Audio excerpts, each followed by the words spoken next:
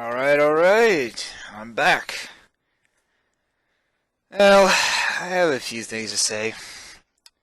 Now, I know a few of you just probably don't really care too much about politics of this planet and all. It's just, hey, I gotta say something. I mean, when I came here, after my friends just helped me out with what I was doing, yeah, I was sick and everything. I just left and did my training with Orion. You know, things were all hunky dory. I was like, okay, well, politics were fine. Everything was just okay. Well, let's just try to survive and see what else I can do with my current ability set, which was just being able to see things and retaliate against anything that tried to otherwise, how should I put it, do me in. Nonetheless, there is one thing that bugs me to no degree is that sometimes just how how is it even possible that humanity continues to fight with itself because they just want more control, control, control, time and time again. Yeah, I do say government is in our terminology is a little bit a form of a control because we have councils and stuff like that. But here's the thing: they're not in a position of power. We never have a position of power. It's always a position of expertise rather than power because if you have any kind of power whatsoever, then you're actually exploiting what that is. You're actually forcing yourself on others. Yeah, I'm a separatist, so what, you know? I'm tired of all this like communism, democracy, socialism. It doesn't matter. It's just a form of control. It just doesn't fit in this society anymore. Control doesn't work on this type of people anymore. They want freedom. They want true freedom. And in any case, I'd just rather leave and go back to where I've actually lived for all these years, and that's among the stars and the dimensions and other beings that would more or less accept me for who I am rather than the others that are living here. Duality has nothing left to offer me. I've already done my part here. I lived as a kid at one point, then I'm living here with this body as it is now. If I observe what I can, then hey, at least testify to what can happen. If things change and get better, well, that's duality. I can't stop that. I can't interfere with any more of that. I actually sworn off actually interfering with anything. Yet, hey, well, if you're watching this and saying, okay, well, you're interfering by doing this. Hey, I'm just stating my personal opinion. Don't badger me on that. That's just how I'm doing things right now.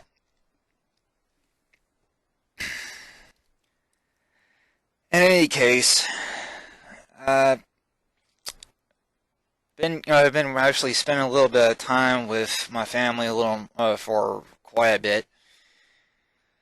They they're okay. They've really just stayed in their own boundaries. I've had I guess you could say, Reaper friend that I've had a while. Not like I'm not too trusting of him because he's a Reaper, but I'm not too distrusting because of what's happened recently with the Valkyrie, the Archangels, and all that. You just get the point. None of this can really happen without, like, when it comes to duality, you take the good, the bad, and that's just all of the balance that you can really deal with. I've never really seen too much as far as anything aside from, okay, well, we don't like separatists. We ought to just get out of our planet. That's the attitude of humanity, so why should I even bother with that? That's typical, really. I mean, yeah, the Atlantean Wars did some nasty stuff for our kind. They pretty much painted us as the bad guy for the most part. I mean, heck, so look what it did to Lucifer, and look what it did to Loki and all these other people that just came here. They wanted to actually put themselves in a position where they would have power, but at the same time, once they had that power, they were relinquish it straight to the people itself. It's not often that you have these people that just think completely different. They want a different kind of change. They want freedom. They want something else, but they can't actually put in a system of control that will actually allow them to keep that freedom. And it's not working. Every time you have a specific kind of government, I mean, yeah, I'm going to be using the U.S. as an example on this one, which I hate doing, but unfortunately, it seems to be pointing, okay, look at this guy, well, let's see what's wrong with it. I don't like doing it, but hey, that's just how it has to be. Nonetheless, when the Templars first came here, yes, they saw this land and they're like, okay, well, what can we do with it? And eventually it came to a point where they didn't want to go answer back to the Catholic nation at the time. And they just, they themselves became separatists. They became deserters to that Catholic nation. They started gathering artifacts from all over and burying them in one spot.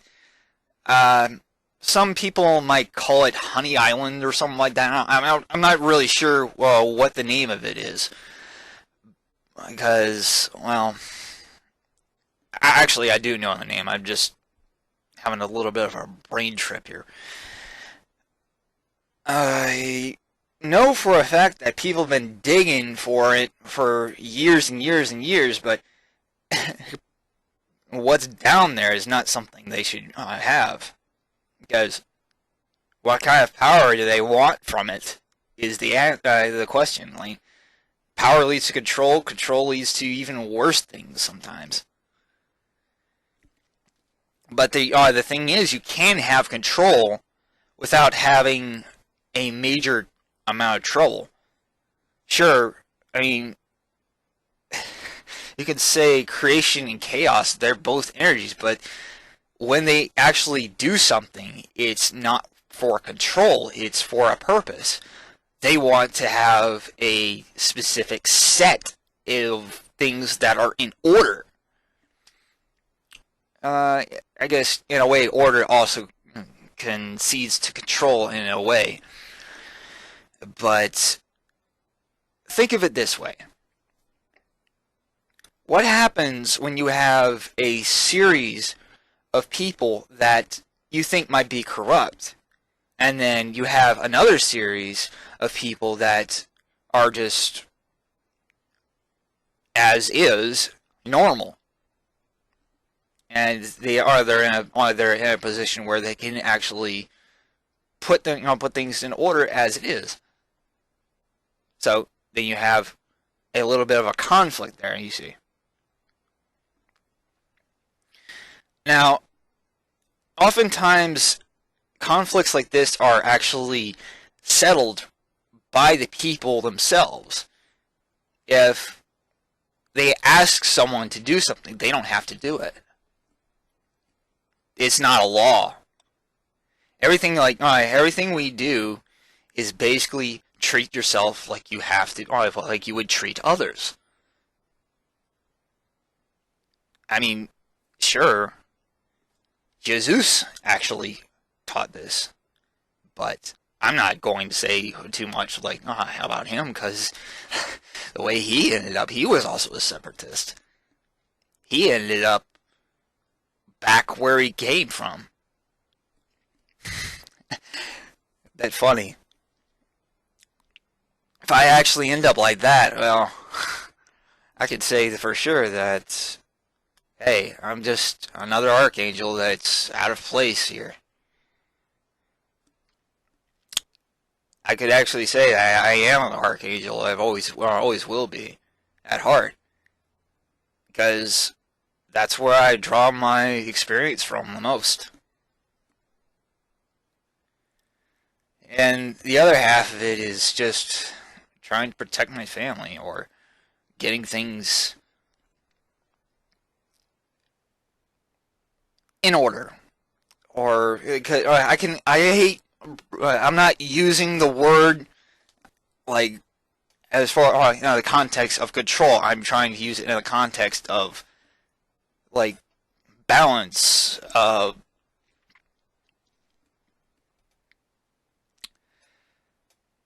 truth, freedom, that sort of thing. Like a straight line, or a line that can curve or shift or just be anything that you want it to be at any given time. Adaptable, in short. Excuse me.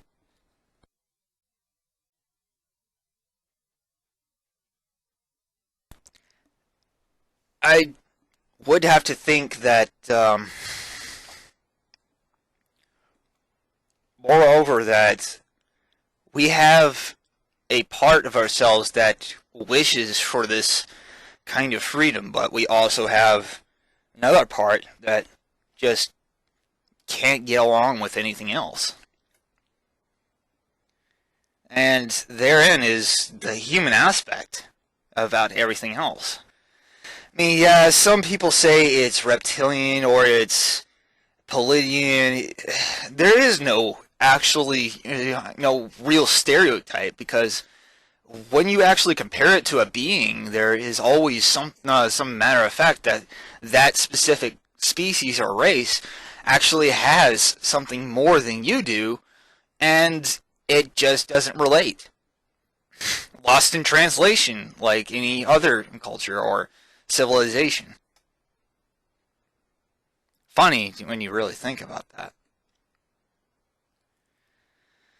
I often wonder about all these things. It's just, you never really get the point of all things until you really have tried to explore or experience them for yourself.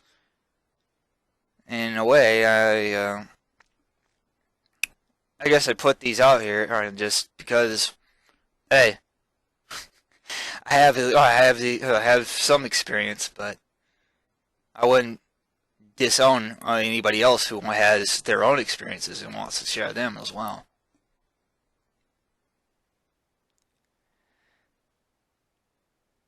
Even still, I have my own sort of will to want to change things here on Earth still, but I know in a fact that it's probably already too late. I've heard a few legends or myths or something like that about angels and stuff like that and their true nature. Not every angel is just as is. I mean, yeah, I hear that, okay, well, angels are messengers. Well, that's like Hermes. Hermes was a messenger. And among other things, well, when it comes to Greek mythology, it's stolen. So try to guess where it came from.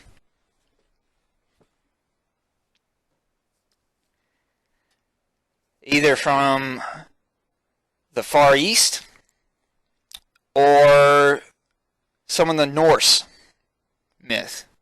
Or even farther south. For all we know, the tribes of the time our ancestors no less, actually put something out there that was written history, but they wanted to add to their culture. Yes, preserving culture can help, but it also can harm. And you ask me, why is this? Well, if something happens to that specific culture or race or anything else, sometimes everything can be reset in a way. Especially if it's not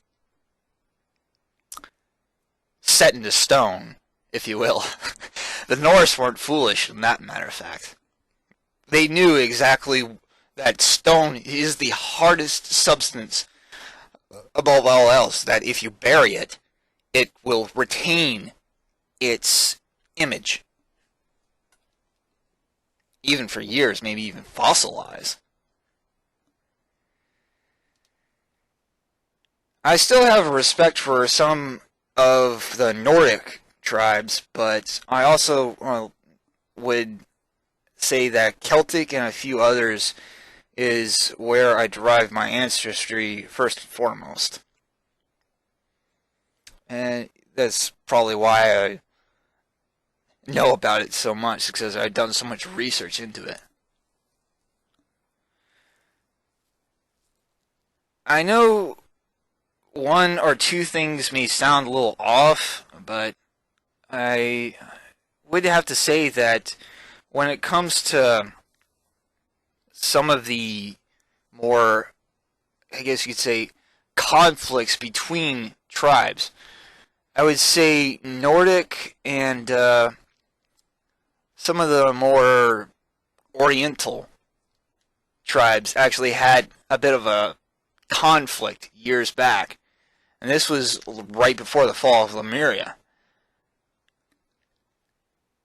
I'm not sure what went on, but I've been reading through archives after archive after archive, and it's either been conflicting or something has happened to the matter of fact that there's not enough information here to really warrant a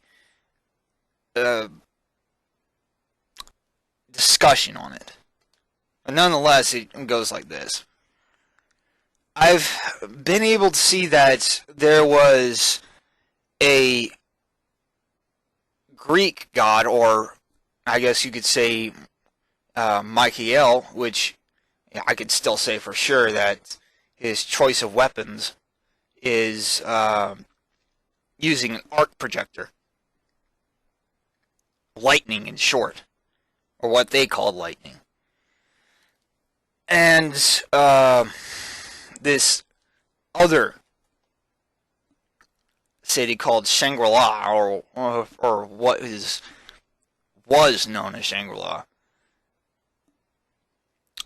And right before it sank, along with all the other things with the rising water level and all that, yeah, I know, it sounds a little bit ill-conceited, but when it came to Atlantis and everything else, most of the cities did sink because there were other continents before, well, let's just say the Ice Age finally had it, and things got to a point where, okay, well, we're having to fight over land, sort of thing. That's what caused the Atlantean Wars in the first place. And when it came to Lemuria, well, they either had a choice to dig or to face the rising waters. They cooperated with each other. Go underground or find someplace else to live. Some of the Lemurians, you could probably say, went tribal. And you probably see like Hawaii and all these other places. They're the ones that actually found land. And then you have, I guess you could say, some of them that actually hit China, Japan, and all these others, and made up the Oriental aspects of it. Yeah, you could say that, okay, well, maybe also with some of the more singular tribes intermingled with some of the South Americans, and it expanded out from there. But who knows where they actually did make landfall? This is, I mean, I'm making this on pure speculation on what I'm doing by the archaeological record. I mean, when you dig up the past, there really can be no future. Let's just put it that way. So, if I put it out on record, hey, that's something else to really consider. If there really is any sort of major idea that there would be a or two sinking continents, what would happen if those two sinking continents had a ton of people on them to begin with? There would be quite a bit of intermingling between species, wouldn't there?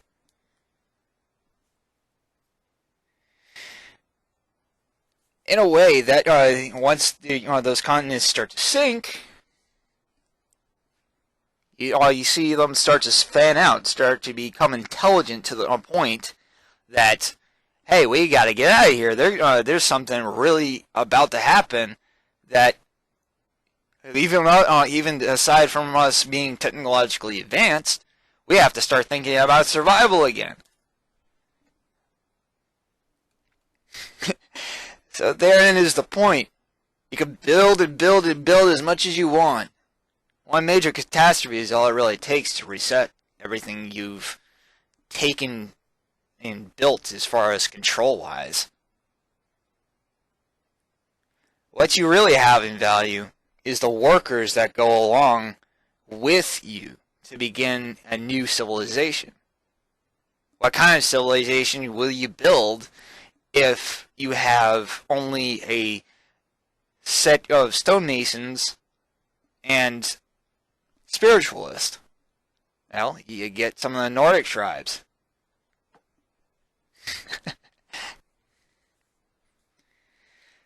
That is one way of looking at it, but there are many examples that could follow from that.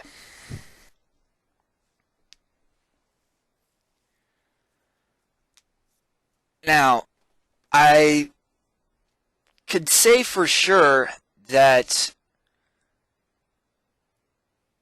what I've actually looked through most of the archives, and I do say archives because that's all all the internet really is just one major library, a second Alexandrian library before it's been burnt to the ground, if you will. If the satellite servers or whatever this cloud technology is, I never really researched into it or looked into it, but I would have to say it's kind of close to that of synthetics tapping into one specific server to really learn from each other and learn from each other's experiences. That's, in a way, humankind does take from a few other cultures that subconsciously throughout the years have absorbed some of the knowledge that we also have. Maybe by accident, maybe on purpose. Who knows? Because you never know who's really in contact with the outside world when it comes to Gaia. There's just no real way of telling. And prior, the Tesseract which actually made things near impossible after the war to really communicate with each other and use your abilities, is just, it's a problem even still today. Humanity, I would have to say, originally was able to do things along the lines of being able to lift heavy objects without even having to think of what the weight of it was. But over time, it became to the point where humanity had to go back to using tools. We were smart, but at the same time, theoretically stupid for actually relying on something that, well, could be much more of a crutch than you think it would be possible. I guess, in a way, duality, when when the Tesseract actually became involved, really allowed for new types of things to happen than it would be possible otherwise, is what I'm trying to say.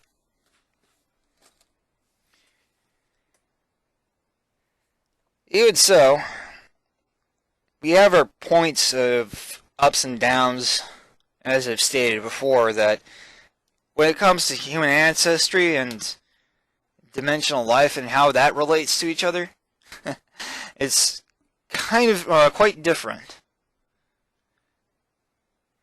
So, with all that said, and what I'm trying to really say here, is that we have a point to actually try to make ourselves a little more simplistic, but not too simplistic that we overwhelm ourselves with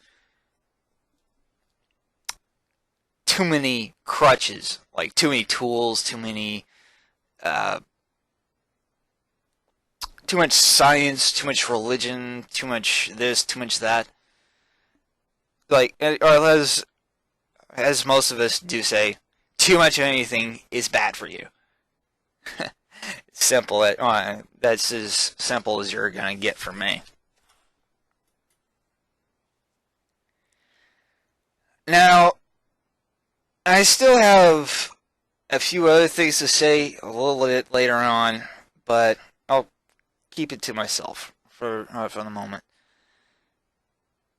Even such, when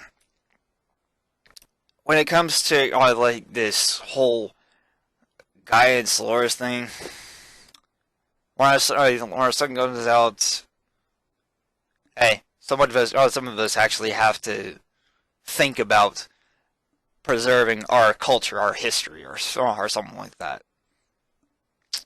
I don't know if there's anybody else out there that thinks of the same way, but hey, the only thing that's out there that couldn't really degrade is that gold record on a satellite that's been circling, oh, I don't know, one sun or another before it's degraded into a million pieces and then collected by someone, which who will remain nameless. I haven't done that. I trust. That's not me. Trust me. If you're taking any guesses, not me.